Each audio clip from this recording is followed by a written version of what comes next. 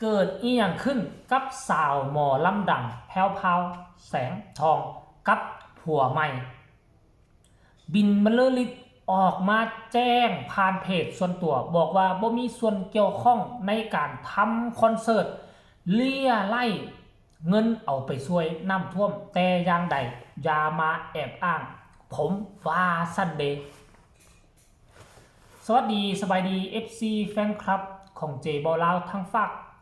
ฟังแม่น้ำของทั้งสองเบื้องมาพบมาพ่อกันเศร้านี่เว้าก็จะคัดติดแน่จักหน่อยหนึ่งเพราะว่าอากาศมันหนาวหลายอยู่ทั้งฝั่งประเทศลาวอยู่ม่องที่ค่อยอยู่11องศานี่คือประวัติศาสตร์อยู่ดินแดนแห่งนี้ปกติเขตนี้นะจะบ่หนาวเย็นขนาดนี้จะอยู่ในราวๆประมาณ15องศาสูงสุดแต่เช้ามื้อนี้17องศา เฮ็ดให้ค่อยเกือบตื่นขึ้นมาเฮ็ดข่าวบ่ได้ต้องได้ใส่เสื้ออยู่ทางในเนี่ย3ตัวแต่ว่าตัวนี้เป็นตัวที่ราคาแพงที่สุดแล้วก็หนาที่สุดได้ใส่เอาไว้คันบ่ซั่นบ่รอดแน่นอนท่านผู้ชม FC แฟนคลับเป็นห่วงเป็นไง FC ทั้งฝั่งไทยให้ระมัดระวังกันแล้วกันเด้อมาสู่หัวข้อหลักของพวกเฮา ก็คือค่อยเห็นแล้วล่ะ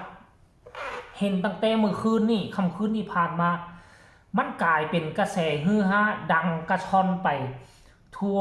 โลกโซเชียลเรื่องราวมันเป็นไปเป็นมาคือแนวใดเป็นอย่างมันคือเกิดขึ้นแล้วนี่คือค่อยว่าแหละคนไม่ใช่ทำอะไรก็ผิดเนาะสาวงามแพ้วพาวแสงทองตั้งแต่แยกกับผัวเก่าก็มีปัญหาคอนแค้นกับโลกโซเชียลมาตลอดบ่ว่าจะเฮ็ดหยังบ่ว่าจะเคลื่อนไหวหยังก็ต้องถูกคนอื่นจับตาเบิ่งจับตามองเนาะบ่แม่นว่าเราเฮ็ดดีเฮ็ดถูกได้บางอันเราก็เฮ็ดถูกบางอันเราก็เฮ็ดดีแต่ว่าไปแตะต้องสิทธิ์ของผู้อื่นเป็นต้นคือคอนเสิร์ตระดมทุนช่วยเหลือน้ำท่วมอยู่ที่ภาคใต้หาดใหญ่เราเฮ็ดดีบ่เฮ็ดดีเจตนาดีเนาะที่ช่วยเหลือสังคมแต่ดันว่าเฮ็ดบ่ถูกต้องคอนเสิร์ตตนเองจะจัดคอนเสิร์ตแต่กลับไปเอาบัญชีของคนอื่นมาใส่ซึ่งคนอื่นบ่ได้เปิดรับบริจาคในสถานการณ์น้ำท่วมครั้งนี้ขั้นกรณีว่าเราเปิดบริจาคเรียบร้อยแล้วแล้วก็เปิดบริจาคเฮาก็สามารถไปช่วยกันได้ไปประกอบส่วนได้ค่อยมี5มี10ค่อยจะเฮ็ดคอนเสิร์ตแล้วค่อยสิมอบให้บัญชีเจ้าเด้อไปเด้อแนวเจ้าเป็นผู้รับแล้วจะเอาไปส่งต่อแต่อันนี้เราบ่มีการประกาศว่าใครอยากสมทบเงินช่วยน้ำท่วมค่อยเป็นผู้รับบริจาคเด้อนั่นนี่เราบ่มีการประกาศในครั้งนี้แต่ใดๆทั้งสิ้นแล้วไปเอาบัญชีเรามาใส่บาทเนี่ยมันก็ดังโด่งดังแล้วทีแรกก็ใกล้ที่ฮอดมื้อจัดงานแล้วอันนี้ก็บ่ฮู้จนไอ้บินบรรลือฤทธิ์เห็นบัดนี้น่ะเราก็ออกมาโพสต์แจ้งเตือนทันทีขั้นกรณีว่างานคอนเสิร์ตครั้งนี้เกิดขึ้น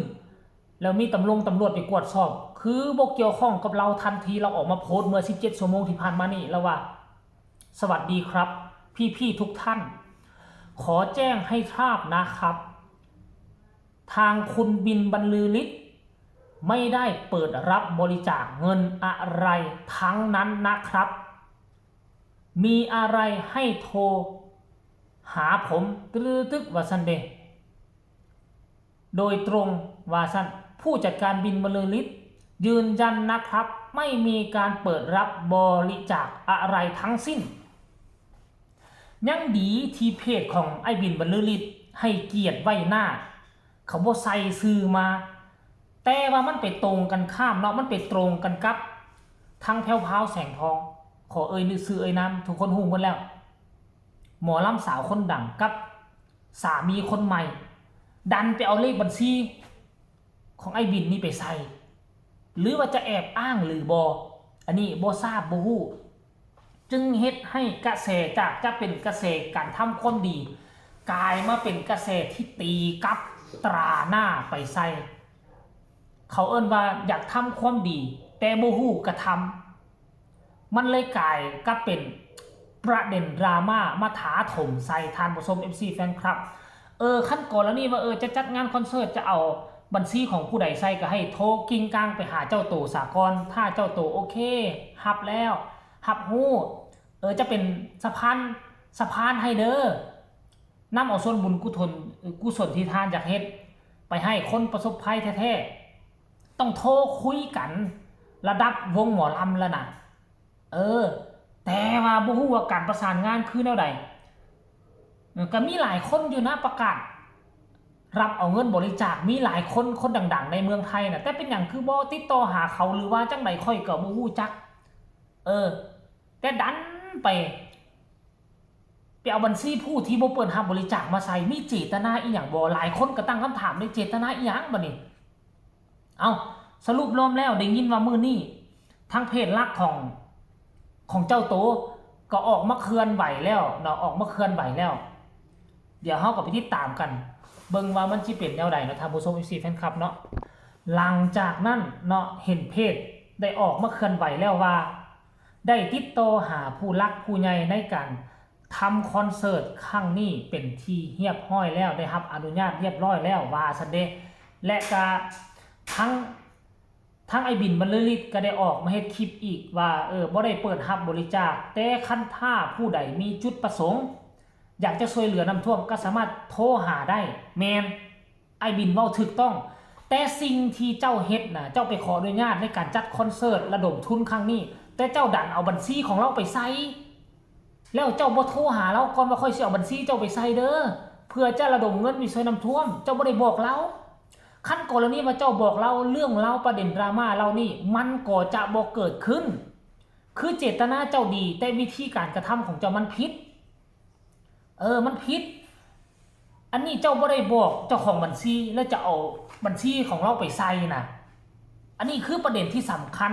ขั้นถ้ากรณีว่าเจ้ากิ้งกลางโทรหาเราตั้งแต่ทำอิฐอยากช่วยน้ำท่วมเด้อจะขอบัญชีไอ้ไซเดอร์มันกระจบมันจะบ่มีประเด็นดราม่าสรุปรวมแล้วคือทั้งผัวทั้งเมียก็มีจุดบกพร่องอยู่ก็คือขาดความเขาว่าอย่างก็ขาดความคิดวินิจฉัยขาดความรอบด้านบ่ได้ระมัดระวังบ่รอบคอบเว้าสำคือบ่รอบคอบสรุปรวมแล้วก็ไอ้บินก็บ่ปฏิเสธเห็นบ่หลังเกิดประเด็นดราม่าแล้วก็ออกมาโพสต์ติดต่อไปหาเราปุ๊บคันเจตนาดีแล้วก็โอเคยอมรับสรุปรวมแล้วก็คือเนาะทั้งเพิ่นก็เจตนาดีแต่วิธีการกระทำมันผิดท่านผู้ชมเนาะก็เป็นกำลังใจให้ก็แล้วกันเพราะว่าสรุปรวมแล้วเราก็ตั้งใจที่จะเฮ็ดไปช่วยเหลือพี่น้องทางภาคใต้ก็ขอให้คอนเสิร์ตครั้งนี้ได้เงินมหาศาลไปช่วยเหลือผู้ประสบภัยน้ำท่วมก็แล้วกันคลิปนี้เอามาฝากเอามาต้อนกันตอนเช้าๆใครมีคำคิดคำเห็นแนวใดก็ให้ส่งข่าวมาใต้คอมเมนต์ก็แล้วกันสำหรับคลิปนี้สบายดี